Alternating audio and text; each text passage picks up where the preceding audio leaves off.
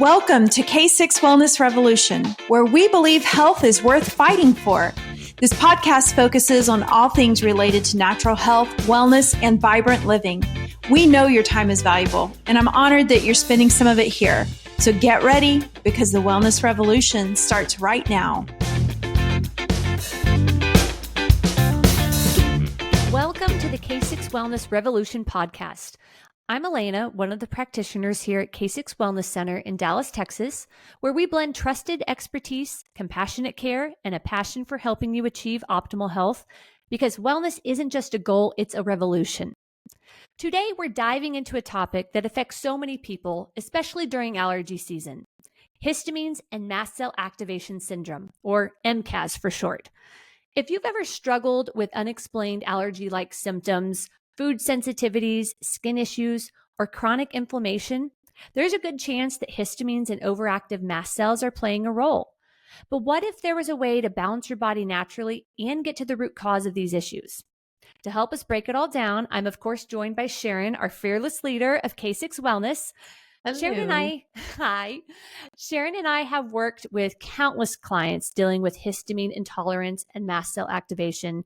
And today we're going to share our expertise and knowledge on how a holistic naturopathic approach can help stabilize histamine levels, support immune function, and reduce unwanted symptoms of getting to the root cause. So whether you're dealing with seasonal allergies, chronic inflammation, or unexplained sensitivities, this episode is for you. Let's get started. So Sharon, why don't you kick us off with, what the heck are histamines? That's a good question. I think everybody hears histamines and like, oh yeah, it's a histamine reaction. But histamines are basically chemical compounds that our body creates, and they play a crucial role in immune system function. With regard to allergies, they promote inflammation. And that happens by like dilating the blood vessels. You have increased blood flow, but you have it for a reason, because that histamine reaction, by dilating blood vessels, it allows white blood cells, which are our immune system in action, to reach an infection or a site of injury and then start repairing that site or the injury or whatever. So histamines also do other things. We need histamines because it stimulates stomach acid production, which helps us digest our food. And if you don't digest your food, you can't absorb the nutrition from your food. But histamines also act as neurotransmitters in the central nervous system, brain and spinal cord. They help regulate sleep and appetite and a lot of other functions. And so I think in the context of this conversation, we're going to be looking at histamines not as the public enemy number one, because it's important to realize that anything our body makes is not all bad. It's not always all good. But people who become intolerant to histamines are actually experiencing their bodies not being able to break down those histamines. It's not that, oh, you make histamines. Oh no, everybody makes histamines. It's just when those histamines build and build and build, that can lead to allergic reaction type symptoms like watery eyes, a runny nose, or GERD or reflux is one of them. Also urticaria or hives, itchy skin, things like that. So allergies in and of themselves, it's a reaction to just something benign. I mean, it could be like a pollen or a food, and it can result in, those symptoms that we just talked about. But if you think about it, especially here in Texas, like ragweed, mountain cedar, those are things that we hear about a lot, right? And everybody complains about congestion and a runny nose and hay fever, cedar fever, as it's called in Central Texas. And it's from histamines, but it's not because cedar is poisonous. Cedar actually makes a great closet, right? Mm-hmm. We put cedar in our closets to keep bugs out. Helps keep the moths away. But allergies are definitely just an over response. Usually it's a histamine mediated reaction, and histamines are a needed substance in our body, but it can get out of hand. And that's where we're going to go with a conversation today. And that's histamines, right? There's such a confusion over exact histamines or mast cell reaction. So I think it's important to understand how mast cells function and what their significance is in allergic reactions. Because a mast cell is a type of white blood cell that your immune system makes, and it's found in mucosal and epithelial tissues throughout your body. And all the areas that create a barrier between you and the outside environment, which are your skin, nasal passages, your GI, brain, etc., they help protect you from parasites, bacteria, and even toxins. You find them anywhere there is interaction between you and the environment. So when a threat is encountered, mast cells release substances that create an inflammatory response in order to neutralize the threat. You know, they act like a shield in the best of circumstances, and they burn down their own house in the worst of circumstances. I always picture a person lighting their shirt on fire in order to kill a mosquito that landed on their shirt. That is MCAS. And so MCAS is the acronym for Mast Cell Activation Syndrome, like you just mentioned. And when somebody's suffering from MCAS, I mean, basically they're in a state of immune system dysregulation, and they're burning the house down. I always think of those. I think we see all this hyperbolic or these crazy analogies, like people lighting themselves on fire to get rid of a bug or something like that. It's kind of crazy. But typical allergic reactions or an allergic response by the body, they go away on their own, right? Like people say, well, I had allergies yesterday, but I'm better today. Or I had this itchy spot, but it's gone. And your immune system or your histamine response is supposed to kind of act like the police, right? Or a security guard. It's like they show up when there's a problem and then they go away. They fix the problem and they go away. If you have dysfunctional mast cells or a dysfunctional mast cell system, there's really no back off mode, right? It just keeps attacking. And your mast cells release mediators that are called, that we consider them to be toxins. And they're the soldiers, like, keep fighting, don't stop. Well, mast cell activation syndrome in and of itself keeps you in this inflamed state where you just continue to react to everything. You eventually begin to feel like you're allergic to everything in life, right? And I think, especially like 20 years ago, we called it multiple chemical sensitivities. It was a very broad term, like environmental illness. But I wonder how much of that is really just like mast cell activation syndrome, and people who are very sensitive. Because too, this affects multiple systems. It affects your gut immune axis. It gets noticed via the release of histamines, which can affect, ear, nose, and throat, skin, gut. And I think that it's important to know, okay, yes, there is this thing. Just because you have a histamine reaction doesn't mean you have mast cell activation syndrome. But also the reverse of that is true. You don't actually have to have allergic symptoms to have MCAS. Some MCAS patients don't even test positive for allergies. And we see that a lot. People who get blood tests, and that would be like an IgE test. There's no immunoglobulin E. And it's like, technically then there's no allergy. But MCAS is, when it gets going, it's kind of like, you turned the stereo up and you broke the knob, and now you can't turn the volume down on your stereo, and you really want it to be quiet and it won't be quiet. And that's kind of what happens with our immune system. It's like you can't figure out one thing to fix the whole situation. It just keeps going and going and going, and the volume just is loud with immune system overreaction. And that's where understanding some of the common symptoms associated with MCAS can be helpful, because in the world that we're in, right, we're dealing with a lot of people who've been to everyone else first, and they come to us and we want to look outside of the box. So considering MCAS is an important thing that I always like to do. I know you too, Sharon. And a lot of the common symptoms associated with MCAS, they're symptoms that are just easy to think that something else is wrong. But some of the most common symptoms are basically allergy symptoms of hives and rash, but eczema, reddening of the skin, maybe dizziness and migraines, just to name a few. But migraines, they're actually almost always a result of histamine intolerance, or MCAS. But some of the more serious symptoms that you can experience are tachycardia, low blood pressure, shortness of breath, heart palpitations, feeling winded, constipation or diarrhea. Imagine that.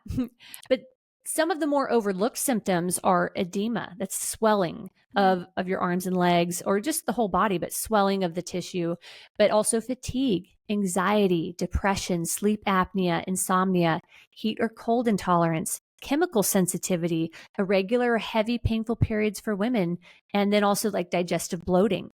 So to the untrained eye, it can take time to isolate these issues down to mast cell activation, because that covers a lot of different systems. A good indication, though, is if these problems all become chronic and if the symptoms begin to build on each other. And my favorite rule of thumb is that if 2 or more systems in the body are having symptoms, you probably have MCAS. And, is everyone at risk for it? No, not everyone's at risk for histamine intolerance either. But some people have a predisposition. And, MCAS can express itself with a genetic predisposition, but also from exposures. Toxins are a big one. And, when the mast cells become dysfunctional to a point where they don't turn off, that's when you start getting these symptoms stacked on top of each other. And hey, it's important to remember, though, that even past emotional traumas and upsets can act as a trigger or added assault to the immune system. That's true. I mean, the emotional assaults are just as real as an infection or a physical reaction to a food, if you will. And those allergic symptoms that we get are the outward manifestation of elevated histamines, right? Whether it's itchy skin or sneezing or watery eyes or GERD. If your histamine production's increased, of course, those outward allergy symptoms, whatever your flavor is going to likely increase as well. So, it could be the itching, it could be hives, it could be a flushing, right? Where you're just like, I have hot flashes, or I turn red and I can't control it. Headaches, like you said, and migraines, and then just general congestion. I think it's very easy for people to just excuse nasal congestion. We're like, yeah, I'm always congested. And I know for me, like 20 years ago when I started, it was like, okay, it's either environmental or it's food. And if it was year round, it's more likely to be food and not environmental or pollen related. But boy, has the face of health changed. I think the whole paradigm is very different. And that's because of the increased number of toxins that we have in our environment. But, we have to look a little more closely. If you're presenting, I think for our listeners out there, if you're presenting with rapid heart rate or tachycardia, if you've got ongoing GERD, no matter how you change your diet, or the hives and the flushing, the headaches, and nothing makes it go away, you've got to really consider, is this more than just histamine, or is maybe my immune system a little more involved than I realized? Well, and it isn't easy to test for a specific histamine or MCAS number, which can make it a little difficult because histamines themselves don't last in circulation very long before the body clears them out. So when you're testing blood levels, it's not going to be very helpful or accurate, because typically a histamine sensitive or MCAS person is going to experience a flare up that then subsides to a more manageable state until the next exposure. You can always look at the inflammatory markers in labs, but even then, I don't think that's always helpful or accurate. I find the symptoms themselves to be a lot more telling than anything. Because when when you have a practitioner who's familiar with MCAS, which I like to think that you and I are, we know how to spot this sooner than later. Therefore, we are able to begin supporting it right away, or at least sooner than later. Right. And because we are in functional medicine, because we're a holistic health coach, we're a traditional naturopath. Yes, I'm a family nurse practitioner, but nobody lands here at K6 Wellness Center on your first go, right? You're here because somebody else, at least one somebody else, wasn't able to solve your problem. Am I right? Right. I mean, it's the chronic unresolved health issues that we see. So when we hear somebody talk about what we've just discussed, like Elena's saying, the ongoing problems with test results that don't necessarily correlate with the physical symptomology.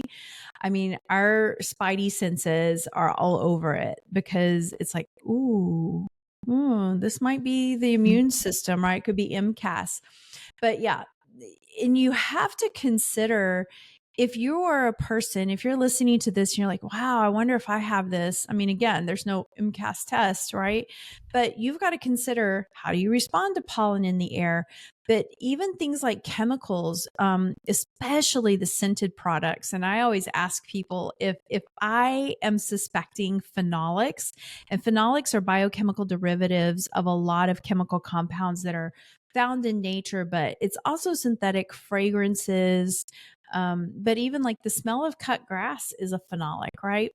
But chemicals and scented products, especially the synthetic ones, foods, pesticides, herbicides, VOCs, things like that, those can definitely trigger a mast cell response. Heavy metals and mold toxins can too. Weather changes where the barometric pressure is changing, or we have higher or lower humidity, that can be a problem. But even things like breast implants for women, it's a foreign object, right? That can be a toxin to a very aggravated immune system. And dental materials, some dental implants, surgical meshes. We see a lot of men who have hernia repairs with the surgical mesh, and they come back years later and they're like, I have all this pain, and they don't feel like it was fine for a while and then it wasn't fine.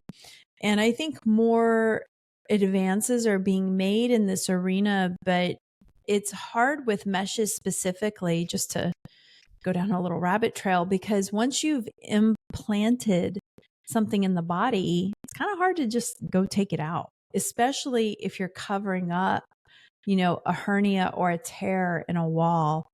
That mesh, you can't just pull it out. So person who, say, may have just been susceptible to histamine reactions could, with any of these exposures, now become a very sensitive person to not just one or two things, but seemingly everything in their environment, everything they eat, everything they smell, everything they touch. Well, and the food is a big one. There's a lot of high histamine foods that a healthy person can handle no problem. But if you have a susceptibility and or you have been exposed to a toxin or an experience that is going to trigger this, some of these healthy foods that we eat and promote in the health world have high levels of histamines. And some of these, all right, so alcohol, that one's not too surprising. Alcohol, especially, shocking, right? But beer, wine, and champagne are going to be the worst. And processed meats, those aren't really healthy for anyone, but it could also be smoked or cured meats. And then cheeses, that's a big one. Aged cheeses, very high histamine. And then, how about this one? Avocados, they're a healthy food, right? Well, good fat, good fiber. If you can handle the histamines, they are naturally high in histamines. And then some vegetables like, tomatoes, kind of technically a fruit, but we'll call it vegetables. Tomatoes, eggplant, and spinach. And then other very healthy things, some tropical fruits like pineapples and bananas and papaya, or citrus fruits and strawberries. These are common health foods. But then, hey, they get even better. Fish, not everyone loves fish, but that can be high histamine. The really surprising ones are bone broth, kombucha, sourdough bread, and all fermented foods like sauerkraut and kimchi. These things have naturally high levels of histamine. And if you have a hard time breaking them down or your threshold has been lowered, these health foods could actually exacerbate all of your symptoms. Yeah, it's interesting too to me, when we consider the high histamine foods, and I actually just finished with a client earlier talking about histamines, and we're seeing all this finally, like, on this low histamine lifestyle, and all of these GI problems are now resolving, and endoscopies are looking better, and it's like, oh yay, we're making progress. But when you look at the foods that you have to avoid, it's like, whoa, these are healthy foods. Like you were saying, the fruits and the vegetables, but it's interesting too, because there's overlap. If you look at a lot of problems with people, not just with mast cell activation, but it plays in or overlaps with like oxalates, intolerant people, and then even people who tend to have gout or uric acid buildup. And you get these crystals because they can't eat high purine foods, and they should be eating, no smoked or cured foods, wine and beer, the fermented or distilled, but well, I guess not distilled, right? Because tequila and vodka are technically better. That's true. Important to know. But it is interesting that what's healthy for one person, not necessarily healthy for another person. And some people do have to form their diet around a more low histamine diet. And that's something that we try to be aware of with people. How do you feel when you eat this food? Because a lot of times when you're in it and everything you eat has a lot of histamines, maybe because you're a vegetarian or vegan, because isn't dairy also a higher histamine food? And is it the histamine, or is it a true food allergy? And sometimes it takes working with somebody very experienced to be able to differentiate out an allergic or intolerant reaction, sensitive reaction, that maybe you're just lacking some enzymes, or maybe you need a probiotic, or maybe you have some histamine issues. But I think another component that we have to discuss is hydration, because truly everything works better in your body when it's hydrated.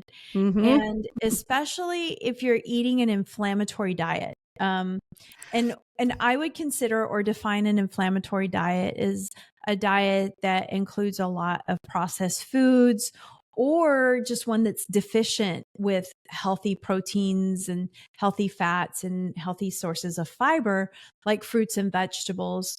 That would be an inflammatory diet. Things with lots of labels, right? And of course, added sugars and chemicals would fall in there. But if you're eating an inflammatory diet, your body's defenses are going to stay in this constant state of inflammation. Like the guard is always up. We are ready to fight. And that can really set you up for a failing immune system, or even autoimmune symptoms and tests for autoimmunity that come back positive, but or inconclusive or non-specific. But it's important to understand that, wow, yeah, your body is angry and inflamed. And we can see it too with some of our other testing, like the thermography testing. It'll just show high levels of or hyper-regulation, if you will. But I think it's helpful to know, hey, these are some of the higher histamine foods, because for all of you listeners out there, if you're going, oh, do I have hay fever? Or is it the food? Is it the histamine in the food? Pay attention to how you respond to these foods. Go back, rewind, listen to these foods. You can even look up, do a Google search on high histamine foods, and then start paying attention to how your body reacts when you eat those foods. And, we listed the foods, but I want to just reiterate some of these health foods that people can overdo and not realize that that's what's keeping them from losing weight.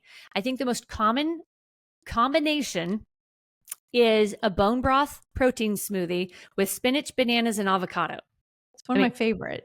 I know, it's yummy. It's delicious. But I've had so many people make smoothies with that every morning. And then when we discovered that histamines might be a problem, and I say, hey, let's just try not doing that for a week or two, It is unbelievable how quickly they notice results. Or for the people whose allergies just won't clear up in allergy season. Allergies are common, but they aren't normal, right? Mm-hmm. So just to our listeners, if that's your morning smoothie and you think you might have a histamine problem, you can try removing that before you even come see us. Yeah. Because we Well, and will. and I think you and I, like, we've done the gene tests and stuff, and things that I Mhm. feel great on, you're like, I can't do that. Right. Well, and the same applies to supplements, right? Mhm. There's a lot of different supplements and herbs that are really effective in supporting the body's immune response to histamines and MCAS, but they're not going to be the same thing for everyone. The best example is the most popular and potent natural antihistamine, quercetin. And it can Love be it. amazing, right? You do love it. I do not, because I've learned it's not amazing for everyone. I had experienced this personally, but I didn't understand why. Like, why did I always feel so awful on quercetin? Then I did my genetic test and discovered that my genetics don't do well with high dose, long term use of quercetin as my histamine or immune defense. So I'm always very careful with quercetin until I know a person's genetics, because I don't want to do to anyone what I've experienced and done to myself. So a little tidbit, one of the safest approaches that I like to use is DAO enzymes. Those are typically safe for everyone. I always say consult your practitioner first, but those are typically a safer thing for breaking down histamines in the food that you might be consuming. And of course, there could always be a unicorn out there listening who could react to even those. But to date, all of my clients have done really well with this. And, it's once again going to be helpful for what you're consuming more than the histamines in the air, but you've got to start somewhere. And DIO enzymes can be very helpful for onset of migraines, which, like I said earlier, are usually triggered by histamines. And And, it's so interesting because used to, like, before I even heard of MCAS, I had learned in school that for any migraine or headache, if you take 1,000 milligrams of quercetin and 1,000 milligrams of CoQ10, which is an extraordinary amount of both, it'll kill almost every headache. And I have found that to be true, but there are a handful of people through the years where I've told that to, and they're like, that did not help. And I want to go right, back. because it could be the right remedy for a migraine, perhaps, but maybe they're one of Mhm. those people who don't handle the quercetin. Yeah. Yeah. And, a couple other little tidbits I just love to throw out there, that even menstrual cramps can be triggered by histamines and exacerbated by histamines. So the DAO enzymes can be very helpful for any of you ladies out there who maybe experience bad menstrual cramps around your cycle. And, Yeah. progesterone can also be very helpful with MCAS. However, you do always want to consult a healthcare provider before you begin any sort of hormone support like that, because once again, it's not going to be one size fits all. Right. And some people just don't respond as well to herbals or nutritional supplements like they do to pharmaceuticals. Which And is I think crazy. especially in the histamine category, for years we have told people, look, quercetin in nettles is a great natural antihistamine. But if you can't tell a difference, we should probably try a second generation antihistamine. I try not to use Benadryl just because those first generation antihistamines tend to make you really drowsy. And if you have to, function, it's going to be difficult. But there are, when I say second generation histamine, I personally a little partial to levocetirizine, but even some of the other, and that's like Zizal, but Allegra or Claritin or Zyrtec or, some of those types of medications do actually work better for some histamine intolerant people or histamine overloaded people or MCAS patients. And it's trial and error. Sometimes you just have to keep trying till you find what works best for you, because it's not about a protocol. It's, ultimately you're a unique individual, and how you got to where you are is your own journey. So we want to give you the thing that works for you and not make you try to fit into a mold that we've preformed, because you're not going to feel better and it just won't give us the result that we want. But, ultimately with MCAS, we can remove the triggers, which is smart. We can cure infections. We can manage symptoms, right, with enzymes, with the antihistamines. but sometimes those mast cells still don't want to calm down. And I think that's where we really see the problems become chronic for people. Don't you agree? I Yeah, think that's absolutely. a big deal. So for us, we find it very important. Like we said earlier, all of these things that can trigger it, be it chemicals or foods or hormones or heavy metals or, medical implants of some sort, we tend to go in there and start peeling back. Like, let's find out what toxins there are.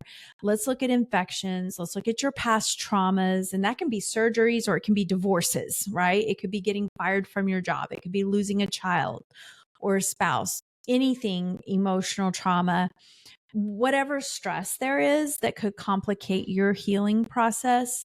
And it's not, I think healing from MCAS, what's tricky with it is that it's not simple and it's not a perfectly linear process, especially when there are emotional triggers like memories and childhood traumas or unresolved grief or other issues. And, occasionally, we try to do the emotional work. We try to address and resolve all of these other things, detox, whatever we need to do, with respect to what a person can handle. Because I think sometimes we forget this is, or patients come in and they like, oh, I have MCAS because so-and-so told me. And then whatever it is they tried to resolve it with was exactly the thing you shouldn't do because it just triggers more histamine, right? And your body's already not breaking down histamine. So, and occasionally like over-the-counter antihistamines, but we try to be creative and we try to do emotional clearings like emotion code and other things. But one of my favorite things is neural therapy. And neural therapy we've talked about this before. We have an episode about neural therapy, but it's really from Germany. All the good stuff is.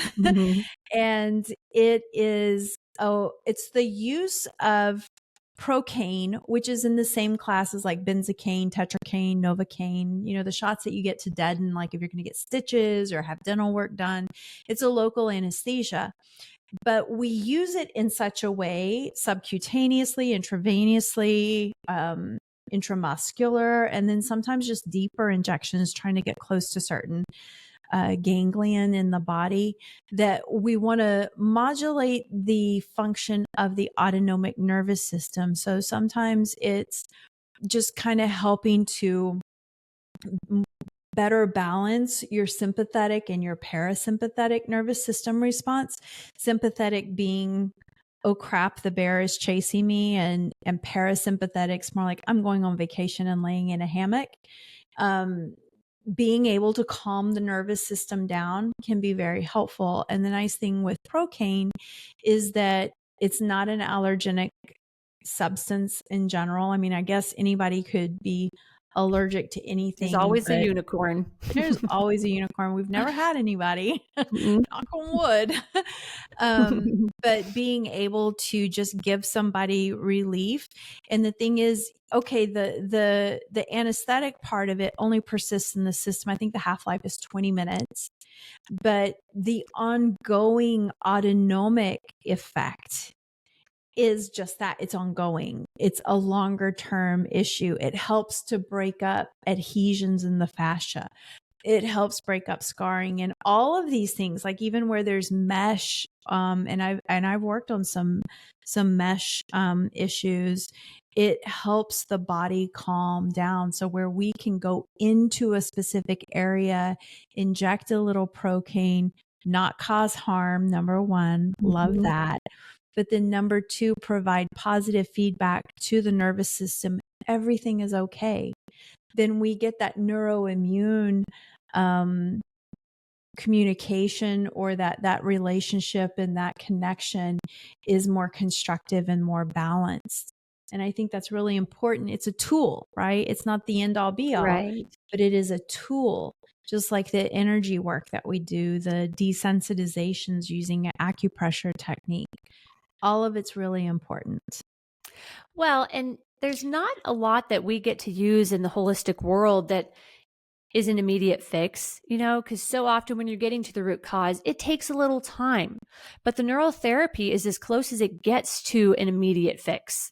So I absolutely love using that for our MCAS and histamine clients because, a lot of MCAS people can't tolerate most supplements. They don't handle a lot of medications, and they certainly can't handle detox protocols. So we have to be even more gentle than gentle. And we've had great results doing our allergy desensitizations, our clearings for histamines and all things associated with MCAS. So I love that tool as well. And then when some supplements are appropriate, we're always going to customize that to the individual. I'm never going to give one blanket recommendation for everyone. I love it when people, like friends or someone who hasn't come in here yet or asking for a friend, it's like, what's the one thing, especially for allergies? Well, there's not one thing. Part of every protocol that I'm going to do is probably going to have gut health repair work, right? Everyone's got some gut problems, and MCAS is a big indication, but no two clients will do the exact same thing. It's not going to happen. People are too unique for that. But hey, one thing though, I think you would agree with this, Sharon, Rife has many helpful benefits across the board, and it really does complement most people as well. And that's our frequency therapy, where we're using specific frequencies to stimulate certain pathways in the body. And there are frequencies that help to stabilize the immune system, or that may help with some of the acute symptoms like the itching or insomnia, things like that. So I do love using that, when it's appropriate. But my favorite, if anyone's listened to any of our podcasts, I'm going to do my shameless plug for our 3x4 genetic test, because I think it's one of the most important things we offer for a long-term successful plan. And I'm at the point where I don't even want to start working on histamines or MCAS with the client if they haven't done this test, because there are too many things that can make it worse if you don't know the person's genetics. Case in point, once again, the quercetin example. And the last thing I want to do is to make anything worse before someone gets better, but especially for someone who's already dealing with an existence that is triggered by pretty much everything in life. And that's just so hard to navigate. But when you're looking at the genetics, it can give us so much insight into the best remedies and protocols for your, healing path. Yeah. And it's, the genetics really help provide that idea of, okay, here are your possible tools and solutions, and here are ones that are not going to go well for you. Because anybody, a lot of, I don't want to say anybody, but a lot of people come in going, oh, I have MTHFR. And for us, we're like, yeah, so does everybody. But depending on which one you have, which for those of you out there that don't know, it's an aberration from normal genetic function that causes some of your folic acid to be wasted. And folic acid or folate is important for your cells to repair themselves, for your DNA to repair. It's a lot to do with neurological function. And we don't want to just guess on that kind of thing. And we do have the benefit of these great tests like the 3x4. But I think to the epigenetic part of it, knowing, okay, this is the genetic backbone, but what about your ongoing stress? What about your lifestyle or your environmental exposures and other influences, external influences are going to play a role here, because all of those things increase your reactions. They can increase your sensitivity through repeated exposures, because if your body can't break down histamines and every time you encounter something, it continues to produce more histamines, it's just fuel on a fire, and we don't want to do that. And so ultimately, your ability to tolerate any kind of perceived threat or trigger becomes reduced and more reduced.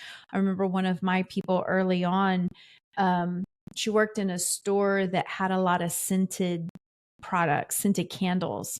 And she always complained about headaches. And every time, and this was way back when, like, I didn't do a lot of, I was just like doing my naturopath thing. It was pretty simple and, kind of just computerized EAV testing. I was like, phenolics are so bad for you. And phenolics, again, being smells.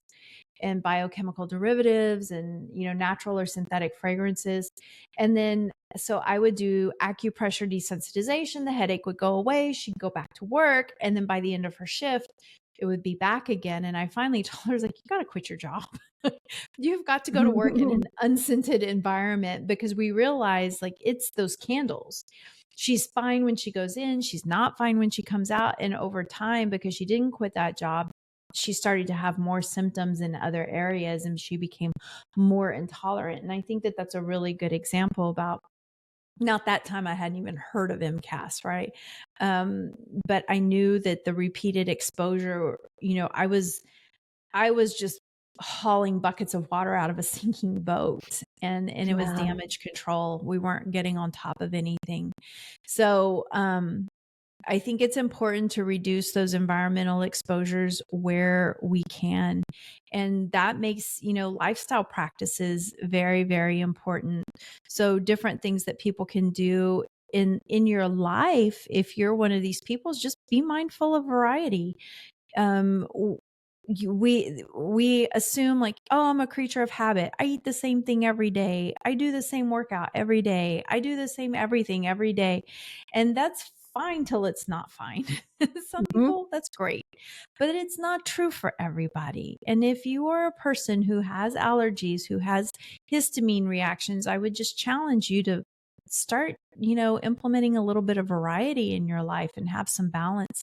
Because even people who eat, like you said, Elena, all the healthy things, the bone broth, the sourdough bread, the kombucha, the sauerkraut, they can be very susceptible to a histamine imbalance, and foods can make it worse and foods can make it better, but it's not the same food, right? Right. So foods that can help, just for people who want to take notes on this, ginger can help calm histamine reactions, but it doesn't work for everybody. Thyme, the herb or the seasoning, that's really high in vitamin C, and it's an anti-inflammatory, and we use it as an antimicrobial. It's really good for respiratory infections, and it can really help lower histamines, but not for everybody. Watercress, which I don't know how many people eat watercress, but that's an antihistamine as well. And then capers. I love capers, especially on fish, but they have quercetin in them. So if you're a person who can't do quercetin, you probably shouldn't be eating a whole lot of capers. But capers, with the quercetin, again, that's a great antioxidant, and it can help stabilize your mast cells unless you have the genetics that doesn't like that. And then turmeric is good for so many things. It's an anti-inflammatory, and it can prevent histamine release from mast cells. So that's important to know. But if you're anemic, you don't want to take turmeric because it'll also bind to iron and lower your iron. So this is why working with professionals can be very important. But ultimately, I think things that we can all employ are eating fresh, non-processed or minimally processed foods, avoiding junk food, highly processed foods. And if you go, what's a highly processed food? Because I get tickled like with the news and like ultra processed foods are go on their way out. It's like, well, what is that? I mean, basically, if it has a label and you can't pronounce something in the label, you need to put that back. You should not be eating it. Whether you have histamine reactions or not, we all should be eating food in its natural state. We all should be eating food that looks like it looked when it was harvested, whether it was off the hook, off the hoof, or out of the ground or off the tree, right? and then cooking fresh whenever we can, or frozen, but trying to avoid canned, that's not ideal for sure. Yeah. Food is a huge part of it, but then there's certain things in your environment. A lot of the chemicals we talked about, there are things you can do to help protect yourself, like a HEPA filter. Those can remove dust and pollen. That's just very, very helpful for removing that environmental trigger that's absolutely everywhere you go. But then humidity, we mentioned before, changes in humidity can impact histamines and MCAS. So keeping humidity below 50%, that can prevent mold and dust mite growth, which can also contribute to histamine release. And regularly cleaning your home. everyone's got different levels of cleanliness. I get that. I mean, I am known as a clean freak in my family. I've always been. So I'm not going to judge anyone who's not where I'm at. We all have different levels, but any kind of cleaning regularly You're is, totally judging. I feel judged right now. I'm not going to come to anyone's house. I'm just saying do some cleaning at some point, especially those nooks and crannies that we can just forget about, and the dark spots like basements and garages. That's where, all kinds of things tend to collect. So just do the best you can. Just, vacuuming occasionally or sweeping, mopping as you can handle. But pets, if you have pets, brush and bathe them regularly, because that's a big one for allergies. And I know people just love their cats, their dogs, their birds, but you want to make sure that you're doing everything you can for your immune system at the same time. You can opt for hypoallergenic varieties, or I know for cats, there's certain foods you can feed them. I don't know if that applies to other animals. I don't know. My sister's a vet. She told me about this one cat food that can help with that, but that doesn't replace the brushing and the bathing. So just do yourself a favor and, Have help you out ever with the bathed a allergens. cat?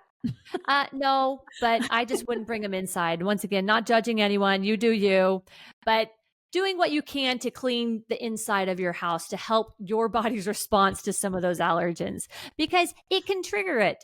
And if you just want to live with it, that's fine. But I've worked with people who are desperately trying to improve their histamine intolerances, and they have animals all over the place that can be triggering that stuff and bringing things in from the outside. And stress of any kind can trigger histamines. For some people, that's stressful.